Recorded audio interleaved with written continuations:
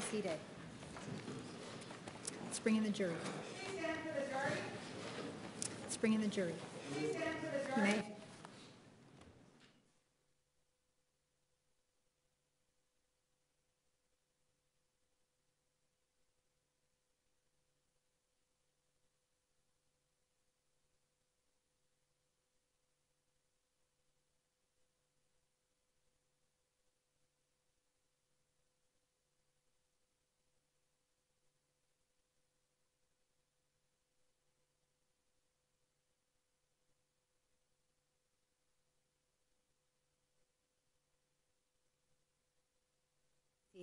The record will show the presence of the jury, the defendant, and all counsel.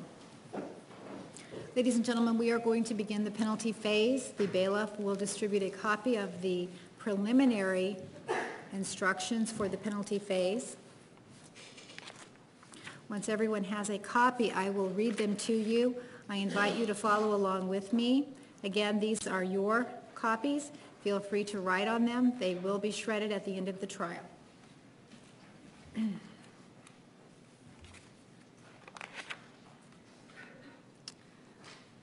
Looks like we're one short.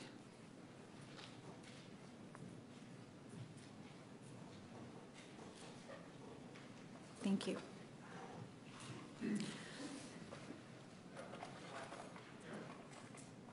Thank you. Members of the jury, at this phase of the sentencing hearing, you will determine whether the defendant will be sentenced to life imprisonment or death. The law that applies is stated in these instructions, and it is your duty to follow all of them, whether you agree with them or not.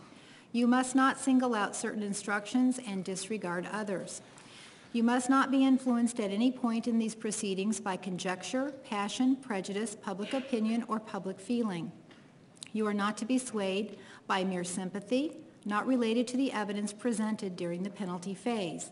You must not be influenced by your personal feelings of bias or prejudice for or against the defendant or any person involved in this case on the basis of anyone's race, color, religion, national ancestry, gender, or sexual orientation.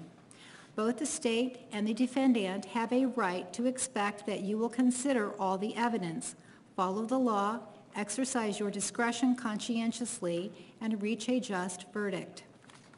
I do not mean to indicate any opinion on the evidence or what your verdict should be by any ruling or remark I have made or may make during this penalty phase.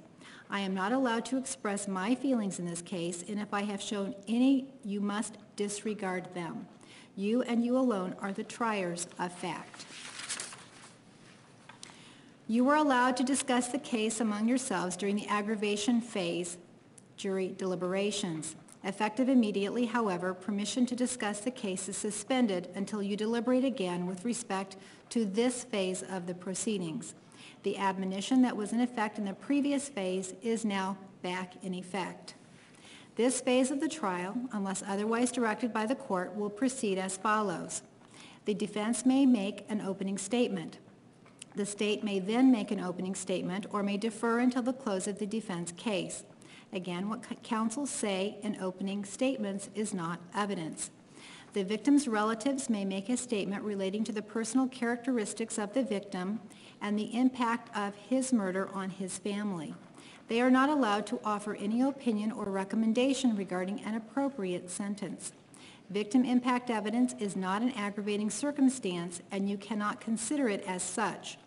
Victim impact evidence may be considered to rebut the mitigation presented. You are to consider this information only for this limited purpose. The defense may offer evidence in support of mitigation. The state may make an opening statement if it was deferred and may offer evidence in rebuttal to the defense's mitigation evidence. This evidence is not a new aggravating circumstance. The defense may offer evidence in rebuttal to the state's evidence. The defendant may make a statement, but she is not required to do so. You cannot hold this against her if she chooses to not make a statement. The court will then give you the final instructions on the law.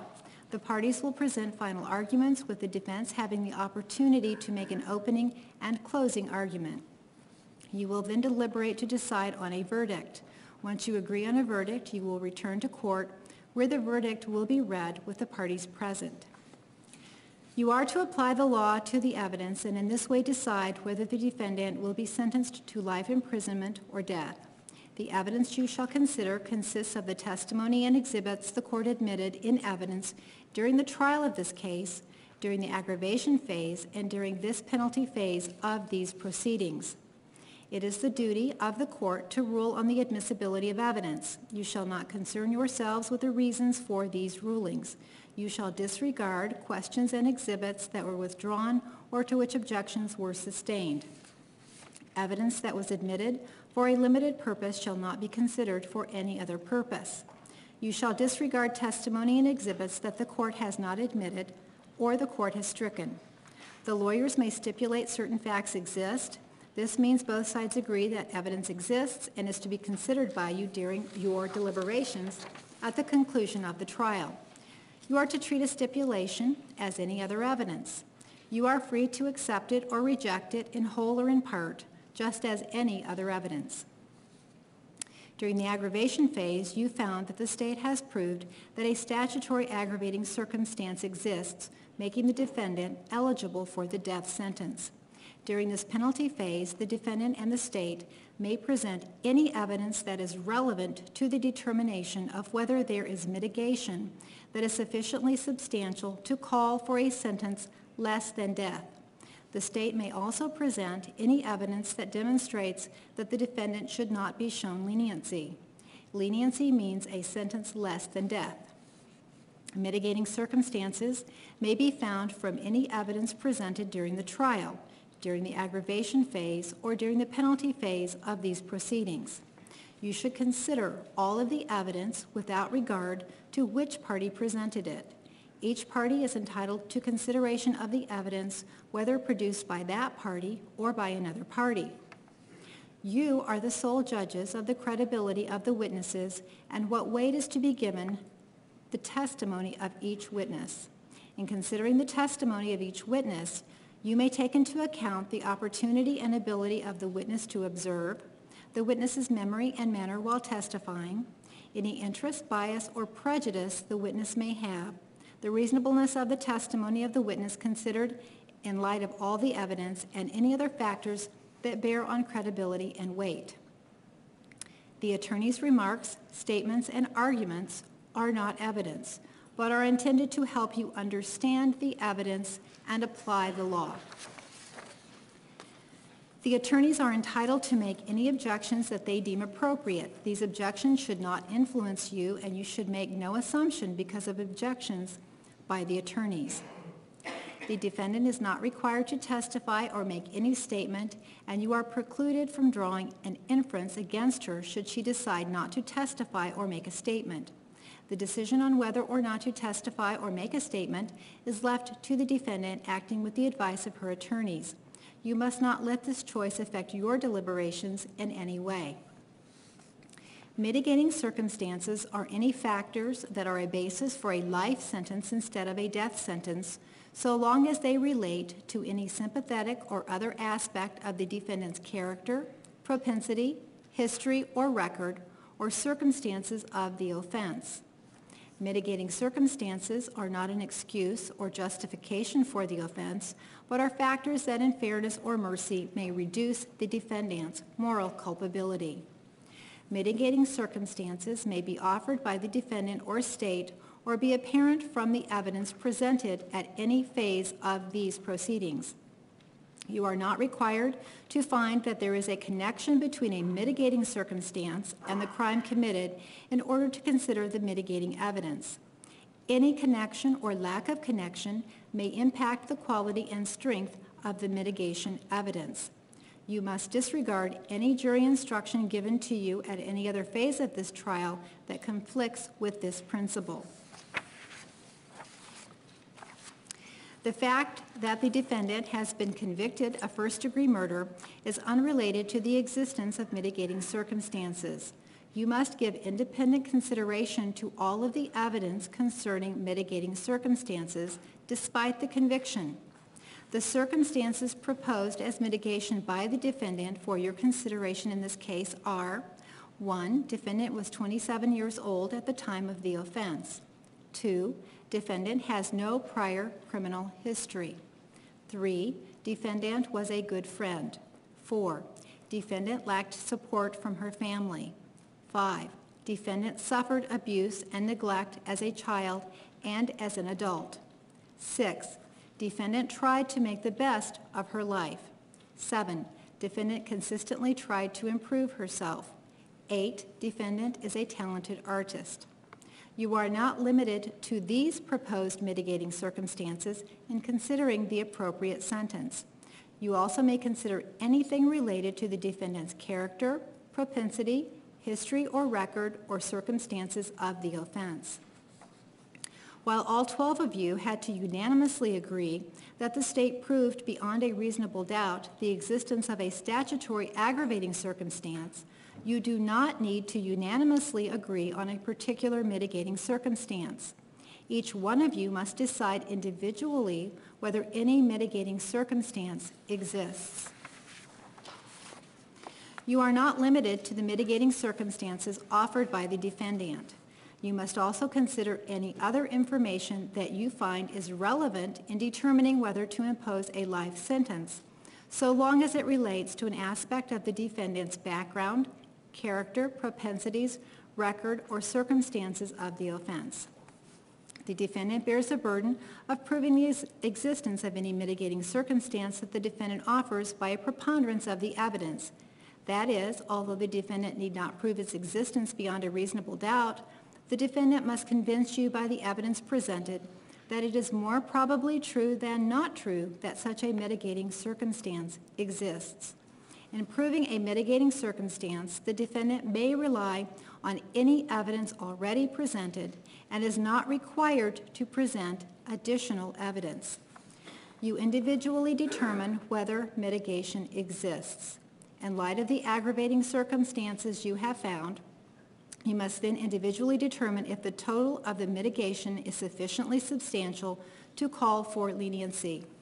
Sufficiently substantial to call for leniency means that mitigation must be of such quality or value that it is adequate, in the opinion of an individual juror, to persuade that juror to vote for a sentence of life in prison. Even if a juror believes that the aggravating and mitigating circumstances are of the same quality or value, that juror is not required to vote for a sentence of death and may instead vote for a sentence of life in prison. A juror may find mitigation and impose a life sentence even if the defendant does not present any mitigation evidence.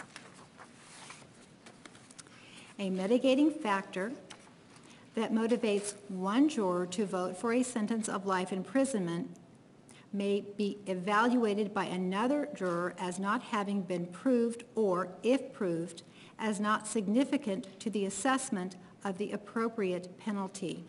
In other words, each of you must determine whether, in your individual assessment, the mitigation is of such quality or value that it warrants leniency in this case. The law does not presume what is the appropriate sentence. The defendant does not have the burden of proving that life is the appropriate sentence. The state does not have the burden of proving that death is the appropriate sentence. It is for you as jurors to decide what you individually believe is the appropriate sentence. In reaching a reasoned moral judgment about which sentence is justified and appropriate, you must decide how compelling or persuasive the totality of the mitigating factors is when compared against the totality of the aggravating factors and the facts and circumstances of the case.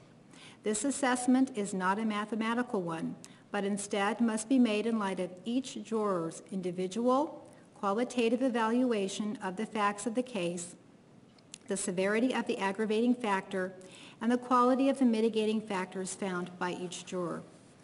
If you unanimously agree there is mitigation sufficiently substantial to call for leniency, then you shall return a verdict of life. If you unanimously agree there is no mitigation, or the mitigation is not sufficiently substantial to call for leniency, then you shall return a verdict of death. Your decision is not a recommendation. Your decision is binding. If you unanimously find that the defendant should be sentenced to life imprisonment, your foreperson shall sign the verdict form indicating your decision. If you unanimously find that the defendant should be sentenced to death, your foreperson shall sign the verdict form indicating your decision. If you cannot unanimously agree on the appropriate sentence, your foreperson shall tell the judge. You must not decide the appropriate sentence based on the facts of the case and by applying these jury instructions. You must not consider the financial cost of any possible punishment when deciding whether to sentence the defendant to life in prison or death. Do not form final opinions about any fact or about the outcome of this phase of the proceeding until you have heard and considered all of the evidence, the closing arguments, and the rest of the instructions I will give you on the law. Keep an open mind. Form your final opinions only after you have had an opportunity to discuss the case with each other in the jury room at the end of the mitigation phase. After the presentation of evidence is completed, I will give you final instructions on the law to be applied by you in making decisions in this phase of the proceeding. These preliminary instructions will remain in effect unless changed by the final instructions.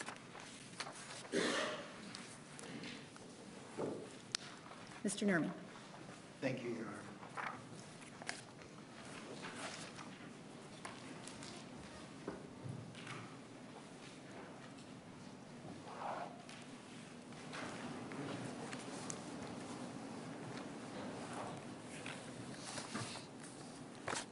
Judge.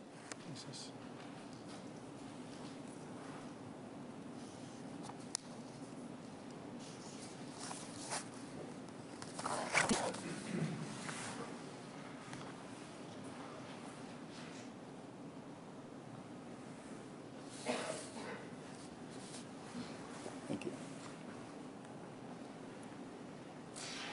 Ladies and gentlemen, the verdict that you will render at the end of this phase of the trial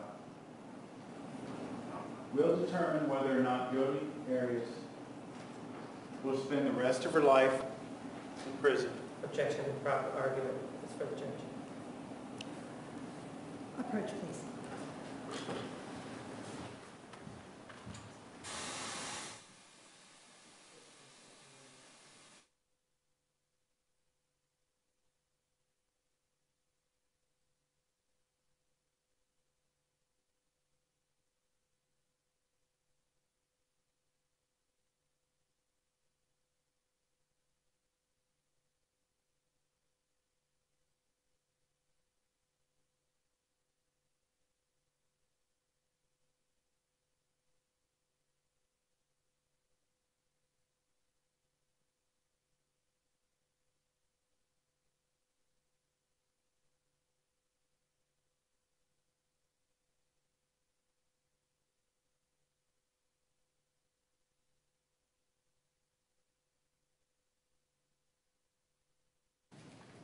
Your verdict, ladies and gentlemen, will determine whether or not Jodi Arias spends the rest of her life in prison or if she's sentenced to be executed. That's what your verdict will determine. And make no doubt about it. As the judge just said to you moments ago, the verdict that you will render is not a recommendation. The judge is not free to disregard it. If you sentence Ms. Arias to life in prison, she will be sentenced, her life sentence. If you sentence her to death, she will stand at this podium and be sentenced by the judge to death, to be executed. That is the decision before you. Obviously an important one, and in many ways a pretty simple distinction to understand life versus death. But what's maybe not so simple, because it's a little different than the prior phases of this trial, is the fact that things work a little differently. In the first phase of this trial, there were presumptions and there were burdens, right? Ms. Arias was presumed to be innocent and the state had to prove beyond a reasonable doubt that she wasn't, that she was guilty of first-degree murder. During the second phase of the proceedings, the issue was the aggravating factor. The state had the burden of proving that aggravating factor. At this stage of the proceedings, the law does not presume what sentence is appropriate. The state does not have the burden of proving that a death sentence is appropriate. And Ms. Arias doesn't have the burden of proving you that a life sentence is appropriate. Each and every one of you, those who deliberate, has to make your own moral assessment on what verdict is correct. And you will hear evidence in that regard, and we'll talk in a few minutes about that evidence. But as your jury instructions indicate, each and every one of you get to make your own moral assessment of what sentence is correct. Now you've heard during the judge reading, when the judge read the jury instructions to you, about mitigating circumstances, about mitigating factors. So as you hear the evidence, we need to talk a little bit about those, what they are and how they're used, or how they can be used by you. First of all, Ms. Arias does bear a burden of proving to you by a preponderance of the evidence, more likely than not, the aggravating factor, the mitigating factors. And then you decide if those mitigating factors are substantial enough to call for leniency, to allow her to live her life in prison.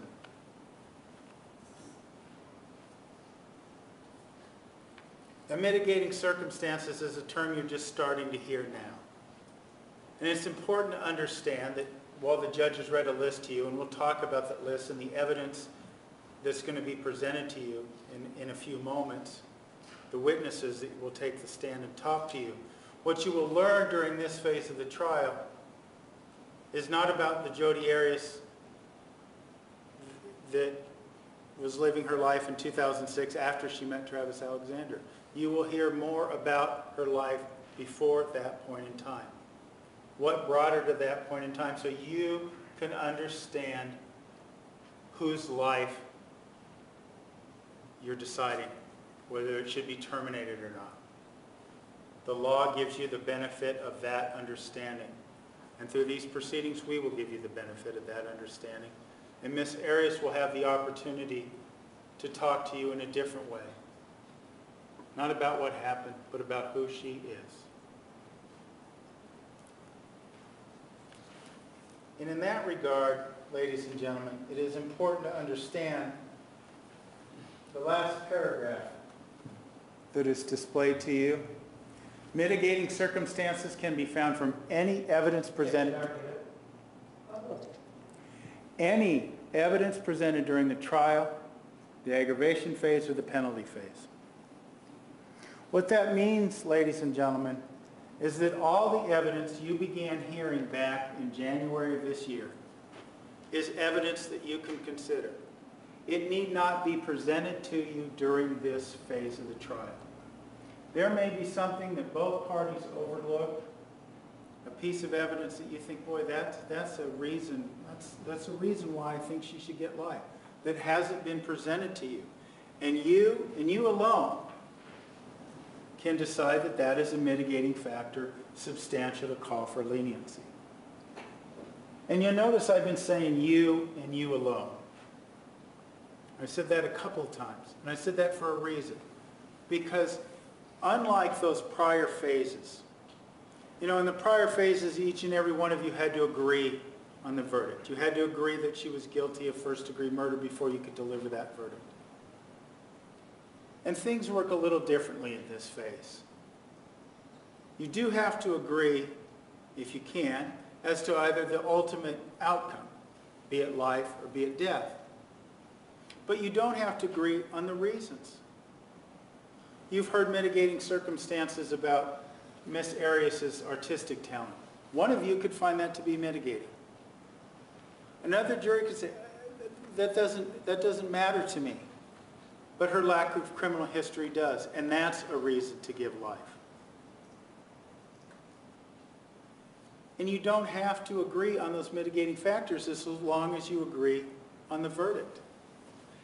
That's what I mean when we say, and the instructions say, your own moral assessment of everything you've heard since the trial began.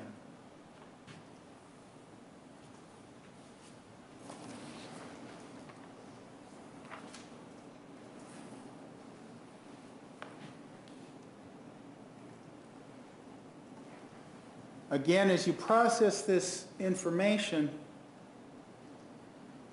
understand that mitigating factors are factors to the basis for a life sentence instead of a death sentence. So when you hear this evidence, and keep in mind, when you hear from these witnesses, and when you hear from Ms. Arias, this isn't about an excuse or a justification, but factors about Ms. Arias' character, her history, her record, or as you have heard, frankly, lack of record, and the circumstances of the offense that aren't an excuse or justifications, but fairness and mercy come into play in your moral assessment of what the right thing to do is. Fairness and mercy come into play.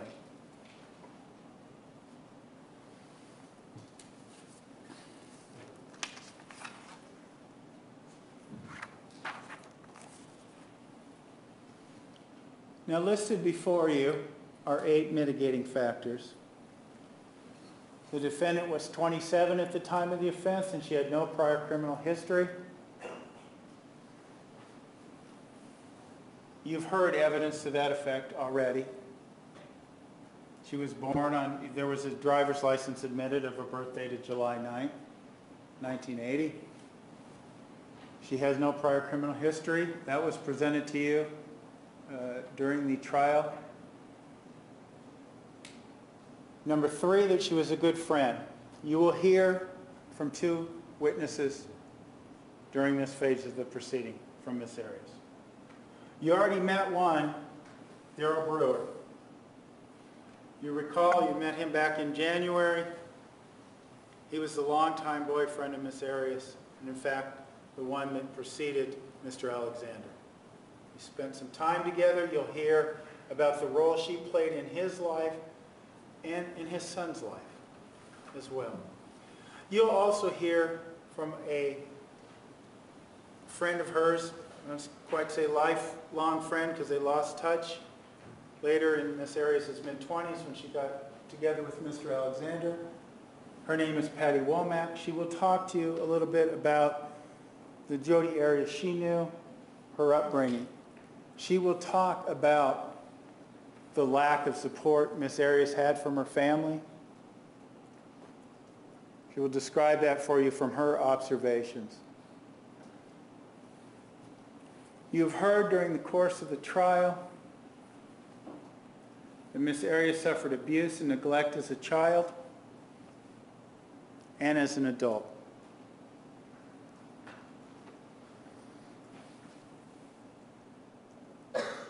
Factors 6, 7, and 8. Trying to make the best of her life, trying to improve herself in her work as an artist. You heard a little bit during the course of this trial about how prepaid legal was one of the things that Ms. Arias was trying to do to improve herself and make the best of her life.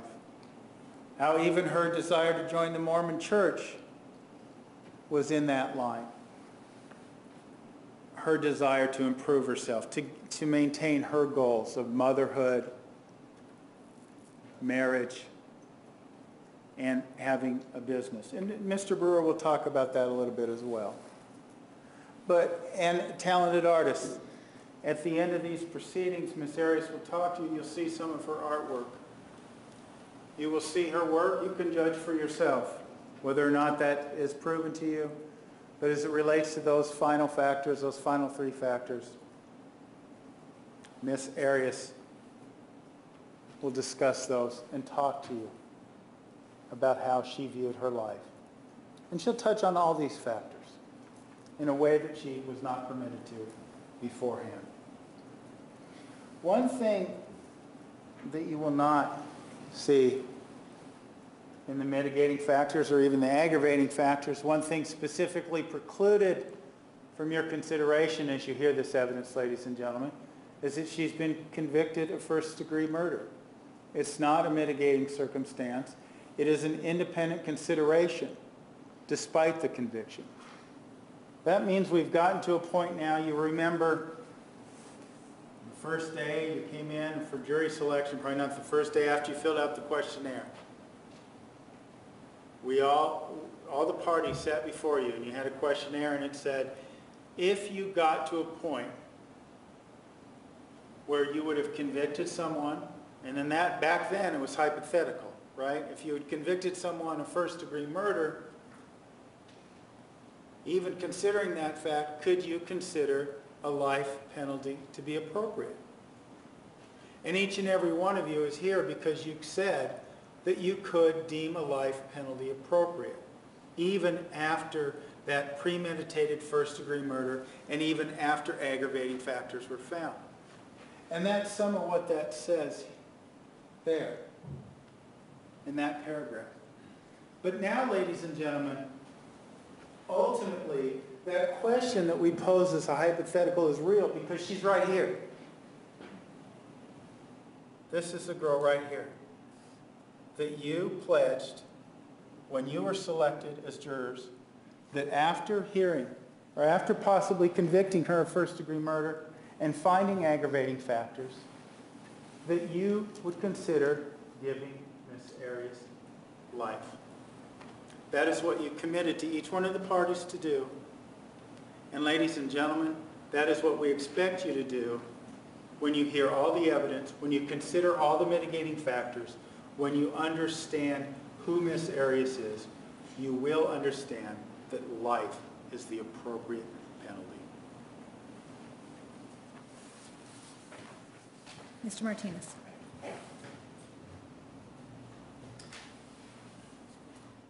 Today, in these proceedings, defendant is asking you to consider certain aspects of her life. And in fact, those aspects of her life have been read to you by the court. The defense counsel has addressed them to you, and there were 8 of them that were set out for you to take a look at. With regard to those 8 factors, one of the things that defense counsel indicated to you was that you can find other factors from the evidence that's been presented. However, the law is such that you are not to act as an advocate or an investigator to try to find mitigating factors. Overruled. Your duty is to take a look at all of the evidence and consider it with regard to fairness, and that's something the defense counsel also indicated to you. And that fairness goes both ways. It goes both to the defendant, as he pointed out, but also to the person who isn't here, Travis Alexander. And if you take a look at the evidence, those 8 factors that you have there for you to take a look at, and that the defendant who has advanced them must prove by a preponderance of the evidence, one of the things that you should or know when you look at them is that they're flawed. The reason that they're flawed, those 8 factors... Approach, please.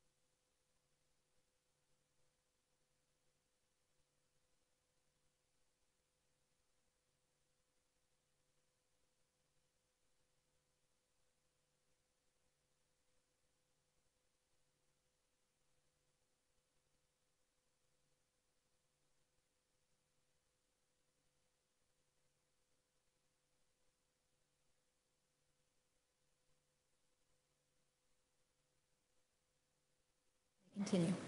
One of the things that the jury instructions that the court read to you was that with regard to this mitigating factors, the connection or lack of connection to the murder may impact the quality. And that's the reason that these factors, as they are set out to you, are not really worth any, are not of any importance. For example, if you take a look at this indication, and this was put up there for you, that the defendant was 27 years old. Well, there's no connection, if you will, between her age and the fact that she took a knife and stuck it into Mr. Alexander's chest. Objection, argument improper. Approach, please.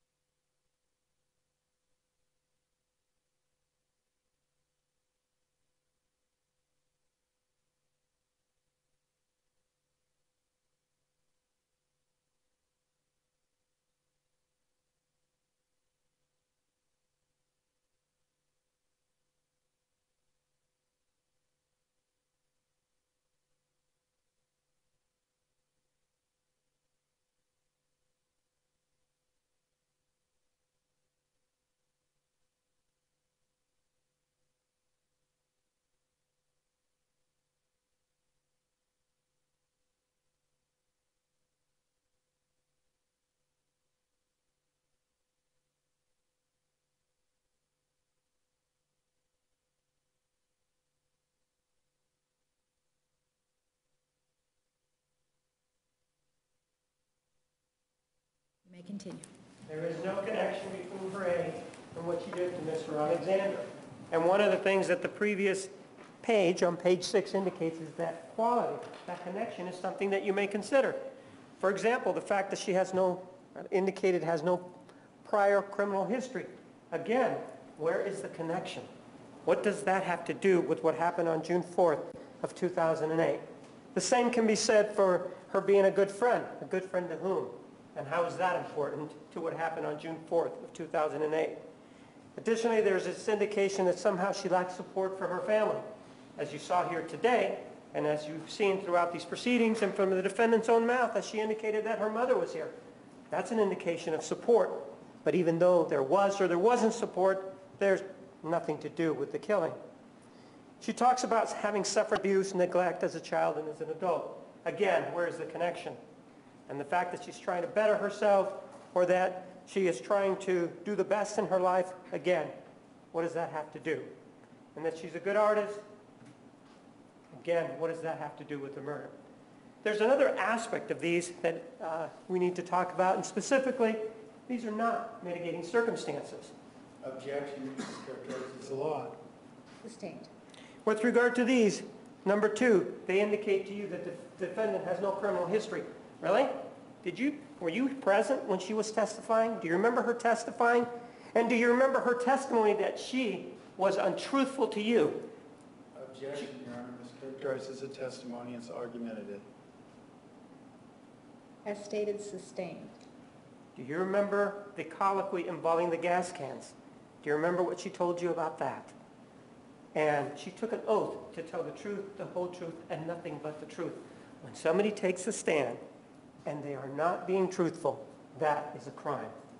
True, she hasn't been convicted of it, but does that mean that she has no prior criminal history? That happened before this, and that is something for your consideration.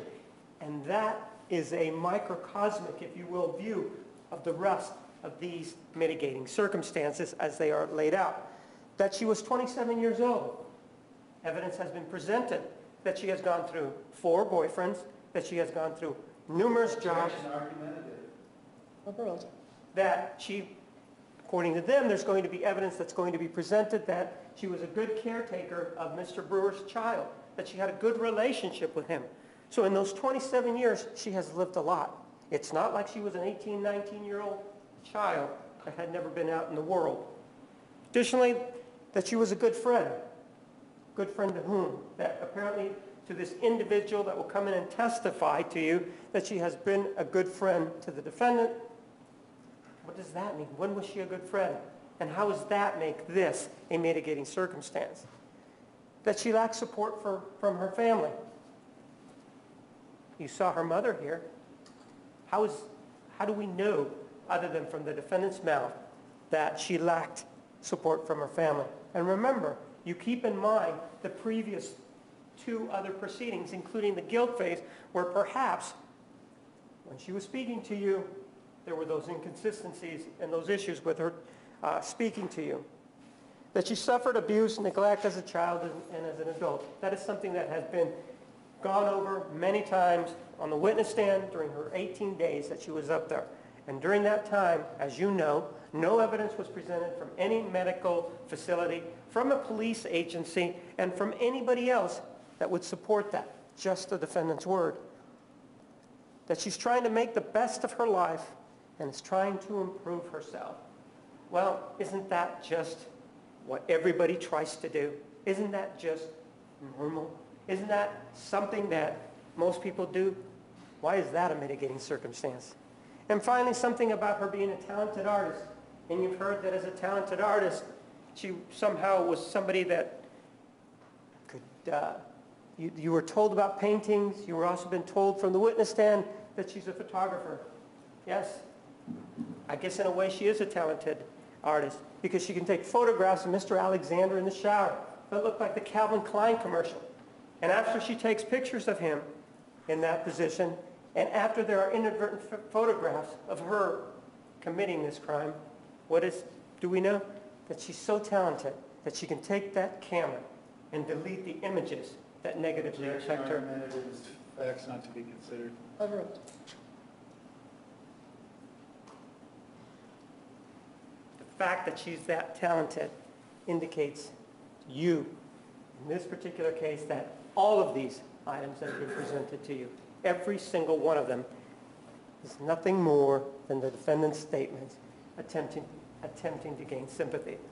And in view of the fact that there are no mitigating circumstances in this case, the only appropriate sentence based on what the jury instructions tell you that you should do is death. Thank you. Ladies and gentlemen, please go back to the jury room for approximately 5 minutes. You will be recalled at that time. Please remember the admonition. Please stand for the jury.